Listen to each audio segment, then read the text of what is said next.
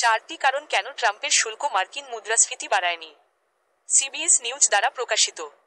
মার্কিন যুক্তরাষ্ট্রের কয়েক ডজন বাণিজ্য অংশীদারের উপর এই বছর ট্রাম্প প্রশাসনের দ্বারা নতুন শুল্ক আরোপ করা সত্ত্বেও মার্কিন যুক্তরাষ্ট্র জুড়ে পণ্য ও পরিষেবার দাম অনেক অর্থনীতিবিদদের প্রত্যাশাকে অস্বীকার করেছে এবং তুলনামূলকভাবে স্থিতিশীল রয়েছে।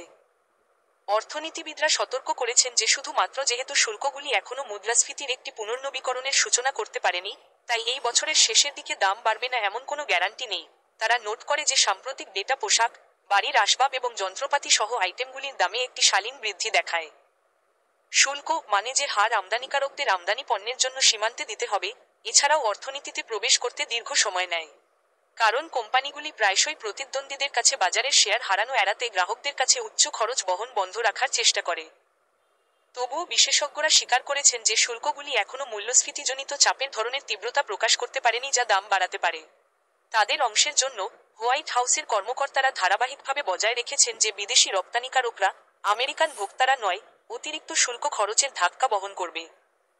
মুদ্রাস্ফীতি এবং মন্দার ধ্বংসাত্মক ভবিষ্যৎবাণী সত্ত্বেও স্বাধীনতা দিবসের পর থেকে কয়েক মাস হয়ে গেছে এবং মুদ্রাস্ফীতি বার্ষিক হারের দিকে প্রবণতা রয়েছে যা রাষ্ট্রপতি ট্রাম্পের প্রথম মেয়াদের পর থেকে দেখা যায়নি। যখন সাম্প্রতিক অর্থনৈতিক উপদেষ্টা পরিষদ বিশ্লেষণে দেখা গেছে যে আমদানিকৃত পণ্যের দাম প্রকৃতপক্ষে হ্রাস পাচ্ছে, হোয়াইট হাউসের মুখপাত্র ডিবিএস এর একটি বিবৃতিতে বলেছেন, মানি ওয়াচ, বেসলাইন এবং অন্যান্য শুল্কের ইঙ্গিত করে রাষ্ট্রপতি ট্রাম্প মূলত 2রা এপ্রিল ঘোষণা করেছিলেন।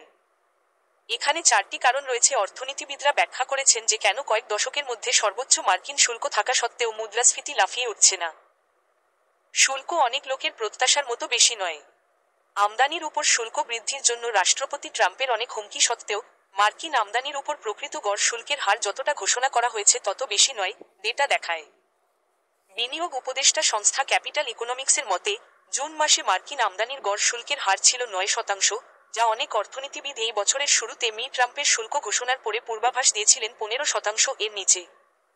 এটি এত বেশি নয় যে শুল্কের প্রতিক্রিয়া কম হয়েছে, এটি হলো কার্যকর শুল্কের হার বৃদ্ধি জুন পর্যন্ত তুলনামূলকভাবে সীমিত ছিল, বার্কলেসের একজন অর্থনীতিবিদ মার্ক কাশ সিবিএস মানিওয়াচকে বলেছেন। বার্কলেস এবং ক্যাপিটাল ইকোনমিক্স অনুসারে প্রকৃত মার্কিন শুল্ক পূর্বের অনুমানের তুলনায় কিছুটা কম থাকে কারণ স্টিপার শুল্কের সম্মুখীন দেশগুলি মার্কিন যুক্তরাষ্ট্রে কম পণ্য পাঠাচ্ছে। বিপরীতে গড় শুল্কের হারের কম দেশগুলি মার্কিন যুক্তরাষ্ট্রে আরও পণ্য প্রেরণ করছে।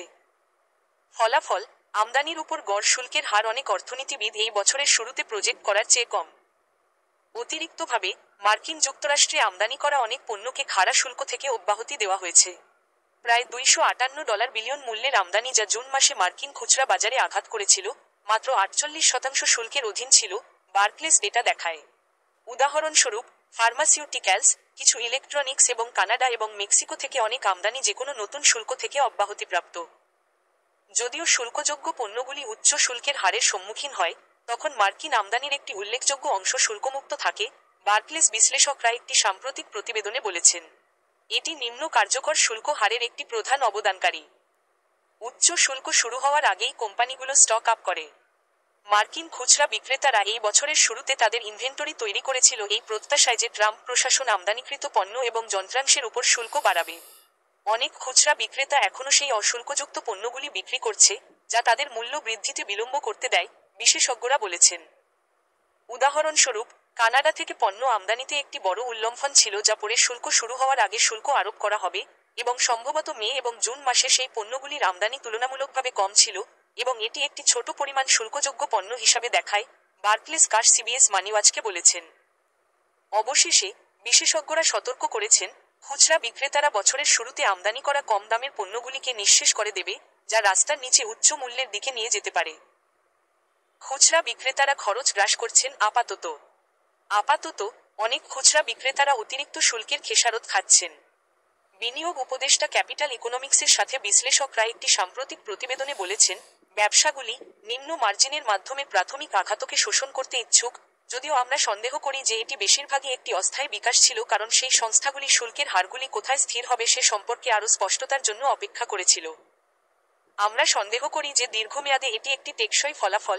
যাই হোক, যেহেতু শুল্ক স্তরের অনিশ্চয়তা আগামী কয়েক সপ্তাহের মধ্যে হ্রাস পাবে, খুচরা বিক্রেতাদের পরের বছর বা 2 বছরের মধ্যে হারের বিষয়ে আরও স্পষ্টতা দেবে, আমরা আশা করব আরও সংস্থাগুলি দাম বাড়াবে, তারা বলেছিল।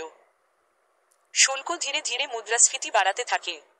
শুল্কগুলি সাধারণত কোম্পানির সরবরাহ শৃঙ্খলে প্রবেশ করতে এবং দোকানে ভোক্তারা যে দাম দেয় তাতে প্রদর্শিত হতে অনেক মাস সময় নেয়। শুল্কের সম্পূর্ণ প্রভাব অবিলম্বে নয় বরং একটি বর্ধিত সময়ের মধ্যে দেখা যায়। এটি কার্যকর হওয়ার প্রায় এক বছর পরে শীর্ষে পৌঁছেছে, June federal reserve bank of ডালাসের রিপোর্টে উল্লেখ করা হয়েছে। তার মানে এই বছর আরোপিত যে কোনো মার্কিন শুল্ক এই বছরের শেষের দিকে এবং 2026 পর্যন্ত মুদ্রাস্ফীতির উপর খুব বেশি প্রভাব ফেলতে পারে না। এখন পর্যন্ত শুল্ক থেকে চূড়ান্ত ভোক্তামূল্যে সীমিত পাস-থ্রু হয়েছে, তবে আমরা এখনও আশা করি যে এই বছরের দ্বিতীয়ার্ধে প্রভাব ধীরে ধীরে বৃদ্ধি পাবে, ক্যাপিটাল ইকোনমিক্স বিশ্লেষকরা একটি প্রতিবেদনে বলেছেন।